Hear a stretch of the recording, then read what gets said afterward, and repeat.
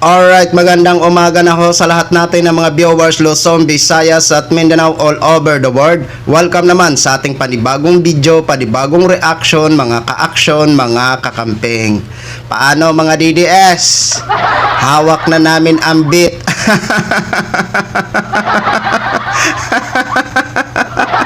Kami naman ang may hawak ng beat, mga DDS. Kumusta ho ang mga pakiramdam nyo, mga DDS? Aray, aray, nako. Ay, sakit naman ang ginawa nyo.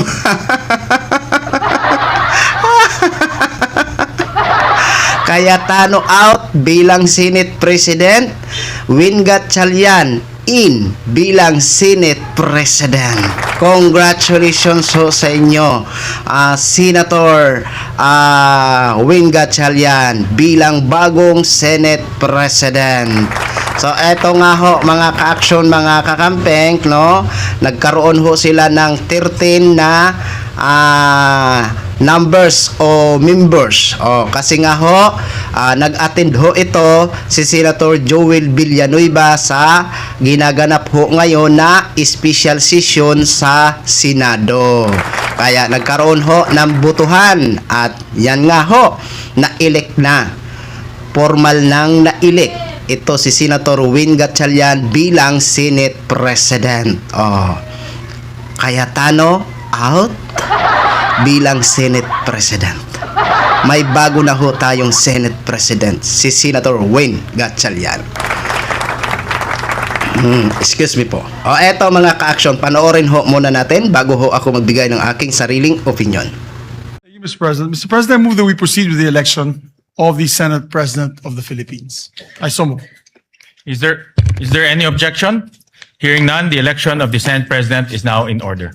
Mr. President, I move to, if I may be able to be recognized to nominate our Senate President. Yes, we recognize the majority. Hearing none, the nominations are closed. Therefore, Mr. President, we'd like to congratulate. As you said, for, Yes. to vote Ayes and will, nays. as acclamation. All those in favor of Senator Sherwin Gatchalian as Senate President of the Republic of the Philippines, say aye. Aye. All those against, say nay. The ayes have it. Senator Sherwin Gatchalian is declared Senate President of the Republic of the Philippines. Mix. May we request Senator Zubiri and Senator Escudero to please join us. Dito sila likod ko. Pamilya mo sa likod ko. Okay. Mga ex. Mga Dito. mga X-Men. Yung kayo sa kabila. Yung kayo sa kabila. Dito kami. Dito yung family. Di ba dapat dito kayo? Dito kayo dalawa. Dito. Dito kayo. Yan. Yung may family. Alright. Sige. Pare, first Tama ba? bachelor Senate President. Yung iba pretending. Mami mo nandiyan naman. Diyan na. Leto na. Yeah, kompleto na. Okay. Please raise your right hand and repeat after me. I state your name. I, Sherwin Gatchalian, Having been elected to the position of Senate President, having been elected to the position of Senate President, do hereby solemnly swear do hereby solemnly swear that I will well and faithfully discharge that I will well and faithfully discharge to the best of my ability to the best of my ability the duties of my present the position duties of my present position and of all others I may hereafter hold. and of all others I may hereafter hold.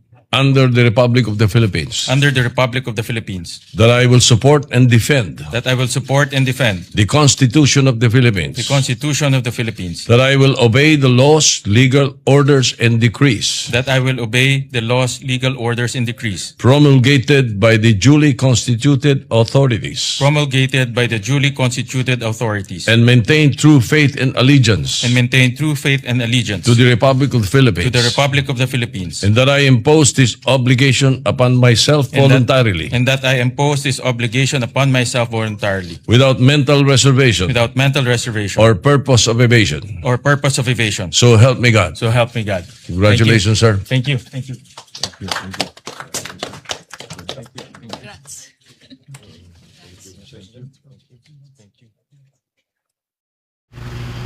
Hawak na namin ang bit.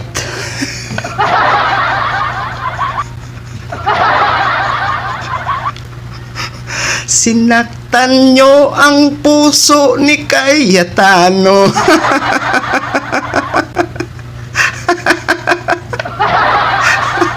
Masabi ang mga DDS, naku po, malapit na ang impeachment trial na kinakaharap ng idol namin na si Los Tayera.